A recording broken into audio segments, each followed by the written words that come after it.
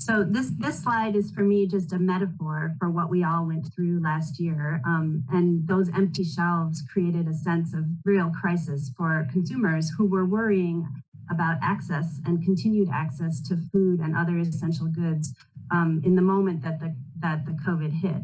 And of course, we did have really dramatic disruptions in transport and logistics, including air cargo, but also in a later part of the pandemic with shipping, container shipping. We had massive disruptions in labor on farms, including processing facilities and inspection services. And there were new biosecurity arrangements that created disruptions along value chains, both domestically, but also internationally. Most of the most serious bottlenecks were observed in domestic processing and retail distribution. And whereas the prices of staple crops stayed relatively low during the first wave of COVID because of favorable production prospects and also ample stocks, we've noticed recently that prices have started to rise in recent months, fueled by strong demand, including from China, as China rebounds, and also concerns about some supplies and cuts in stocks for commodities. So we also have concerns about what the implications are going forward from COVID, from these shocks especially for the poor and vulnerable who have had large hit in terms of their economic status. And the COVID crisis also revealed a disconnect between, the COVID crisis also revealed a pressing need for international cooperation and a need to develop effective policy action in a world that's so interconnected. And this includes the need to think about how divergent regulations can create stickiness across international trade and how these costs are transmitted to businesses and citizens. So the plan for my presentation is first, I'll walk through a bit about some of recent analysis from the OECD looking at robust value chains and trade. And then I'll talk through what we're talking about as a policy toolkit for governments, thinking about how to build cooperative relationships along value chains and across borders. So at the beginning of the pandemic, we heard views that shortening supply chains could, in fact, boost the resilience of supply chains. And the risk there was that talking about resilience could have become a justification for increased protectionism. We did some empirical analysis based on a CGE, a computable general equilibrium model within our directorate that posed a simple thought experiment to try to ask the question, what would happen? What are the costs and benefits of shortening supply chains? So in this modeling exercise, we imagined two versions of the global economy. One that had fragmented production in global value chains, much like we see today, and another where production was much more localized and businesses and consumers relied less on foreign suppliers. So the kinds of variables that we were playing around with in the model included tariffs and subsidies and changing preferences. And what we observed in this stylized model was actually a localized scenario is pretty detrimental to the food sector. And the reason that this, there's several reasons why this is the case. You can see in the slide that based on this localized scenario across different regions, across different countries, food contracted, whereas with products like pharmaceuticals, there was a more mixed response in terms of the localized scenario. And part of this is due to the importance of trade in inputs in the agricultural and food sector, so inputs like fertilizer, chemicals, seeds, and machinery. But part of it is also linked to the agroecological differences among countries, which means that certain countries and regions are specialized in certain types of agriculture. And so trade is really essential in order for producers to have access to this diversified consumer demand. And the localized scenario breaks these linkages across markets. And what we observed in terms of impacts is that for producers, this led to higher costs in the model, and thus production and incomes for producers decreased. And for consumers, with reduced production, domestic prices increased. So both producers and consumers in the domestic situation suffered when policies were put in place to shorten supply chains. The majority of countries, when we looked at the opposite version of the story, were better off in an interconnected regime. And this points to the importance of making sure that our interconnectedness actually works. And I'll pick up on this theme as we move through the presentation. So, of course, we also need to think not just about what's happening domestically, but also at the global level. And especially when we're thinking about food security, we have to turn to looking at the dynamics of trade and how trade can contribute to food security. So this slide highlights results from an annual exercise that we do with the Food and Agricultural Organization called the Agricultural Outlook that projects future agricultural commodity markets. And what the slide shows is that over the coming decade, trade specialization is expected to continue. So there's increased specialization across regions, with world trade in agricultural commodities expected to continue to develop according to comparative advantage. And widening trade balances are reflecting per capita availability of agricultural land. So what this implies is that food trade also plays a really important role for food security, especially for resource-constrained countries where imports may account for a very high share of calories and protein. And for exporting countries, trade is essential in terms of providing a livelihood for all the actors along the value chain. And as we look ahead, and we'll be talking more in this presentation about disruptions, we're expecting more stresses related to climate change and other environmental stresses, and probably even more events like the one we just had, perhaps due to increased biosecurity risks.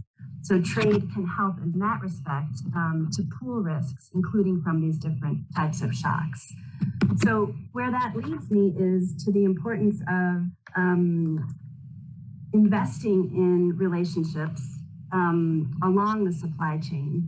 And when we think about what choices governments have in terms of influencing outcomes when there's a disruption, we are framing this as a type of toolkit that governments have, because like other speakers have said, there's no one solution. There needs to be a basket of options that governments have to think about how to ensure that markets and trade are working even through massive disruptions.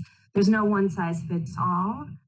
These toolkits that you see on this slide are looking at enhancing basic enabling conditions for international trade and represent investments that are good even outside a crisis, but are particularly important when governments need to be responding in a situation of high uncertainty.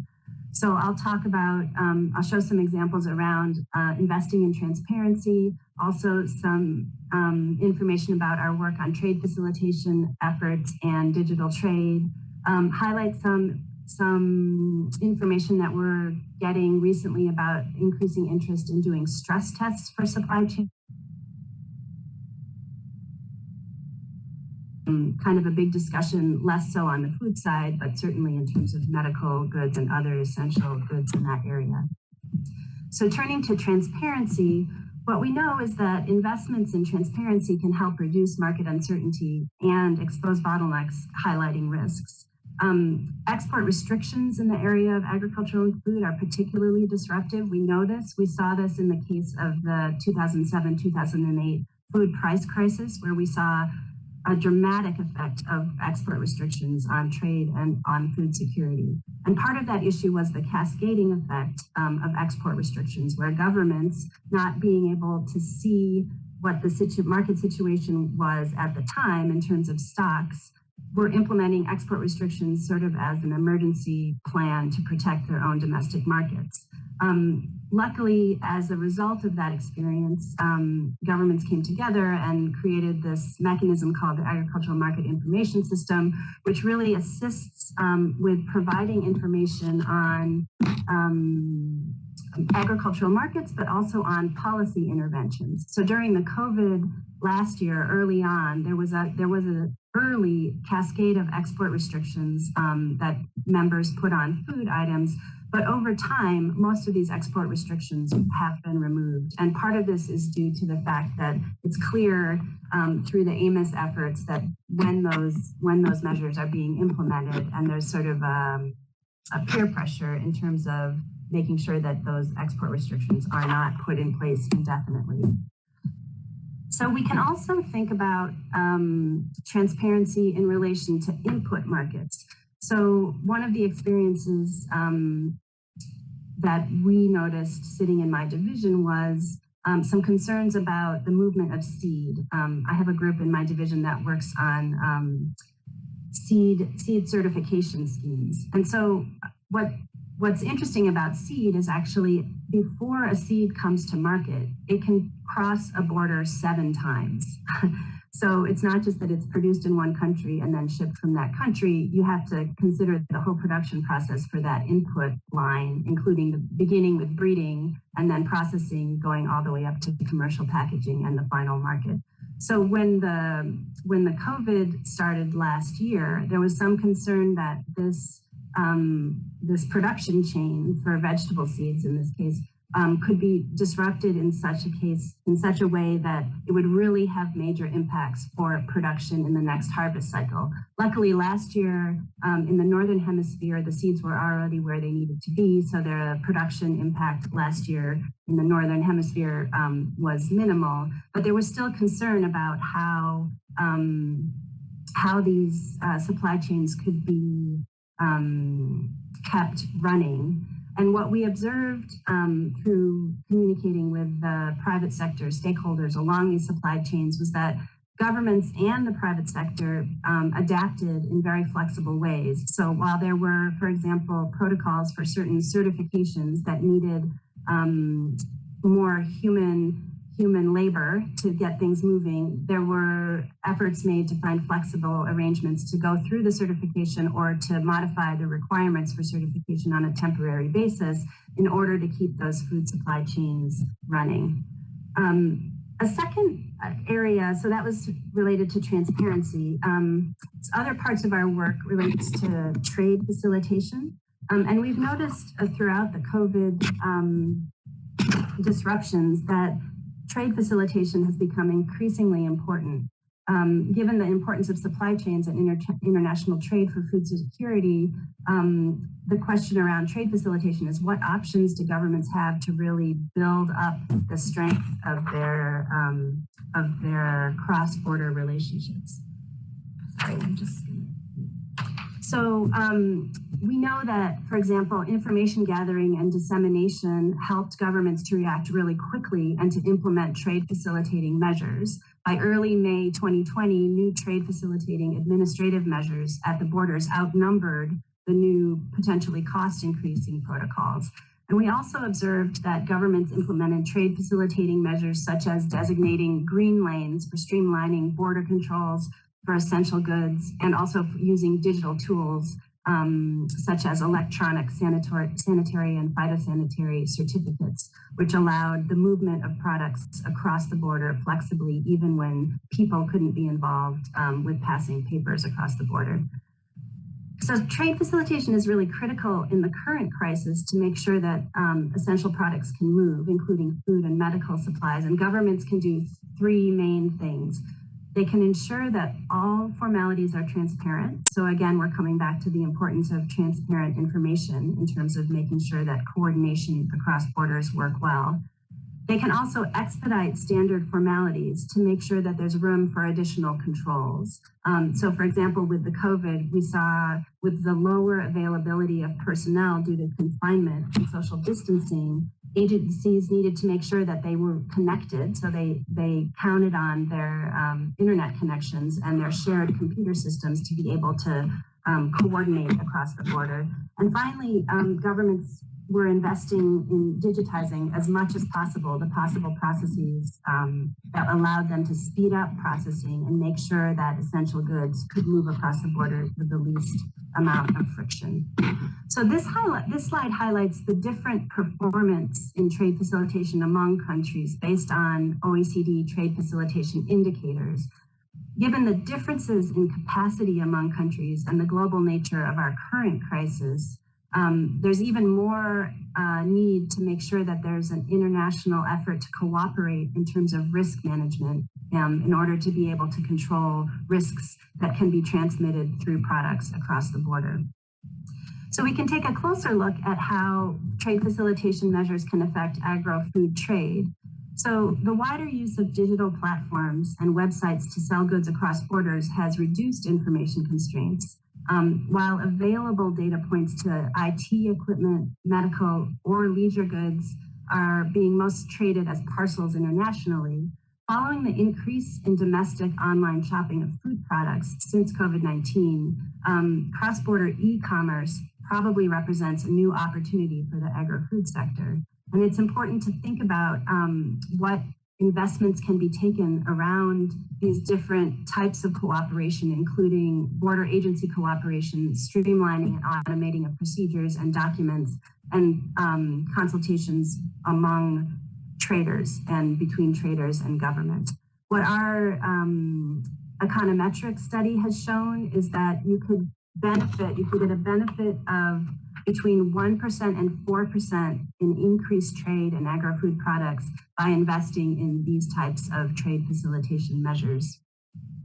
And then finally, on another final slide on trade facilitation, we had another study over the course of last year that was looking at the uptake of e-certificates specifically for sanitary and phytosanitary certificates. And what we saw was a very impressive uptake in the adoption of this kind of digital certificate, a 4-fold increase from March of last year to March of this year.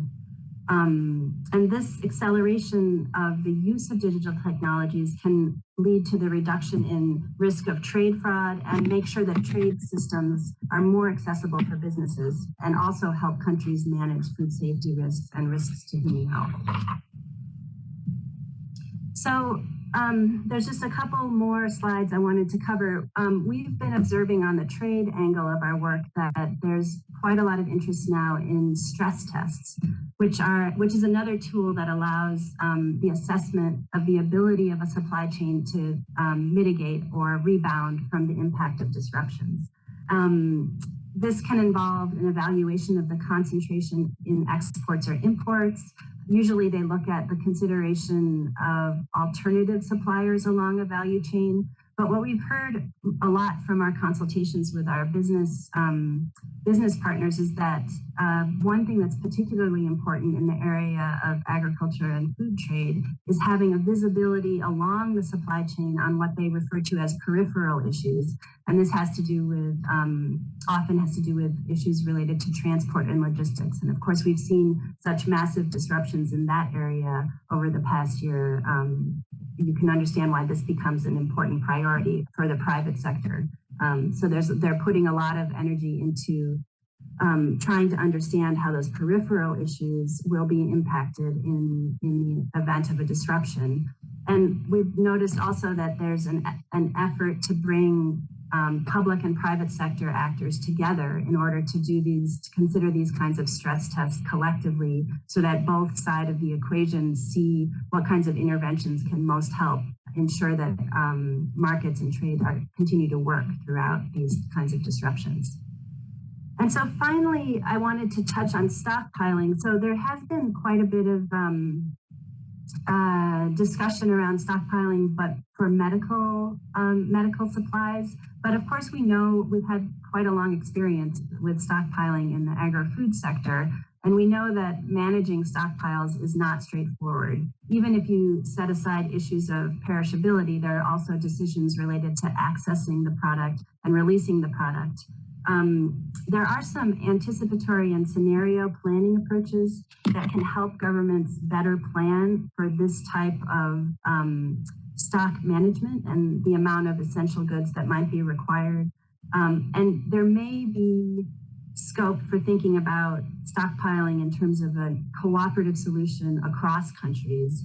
First, because if countries simultaneously build stockpiles, they can make problems worse by causing price surges and shortages, while if they simultaneously release their stocks, they can cause prices to collapse, and that creates disincentives for producers to invest in their own part of their supply chain.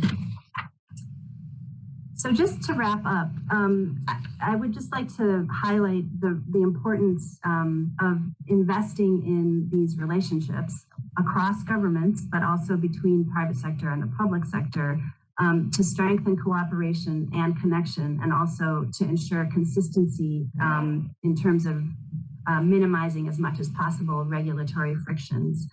The take-home message that I'd like to leave you with is that by building these habits of dialogue across countries and between public and private sector, we can strengthen trust in markets and trade and find a path forward to make sure that our connections can help us achieve food security goals, even we're in the middle of large disruption. Thank you.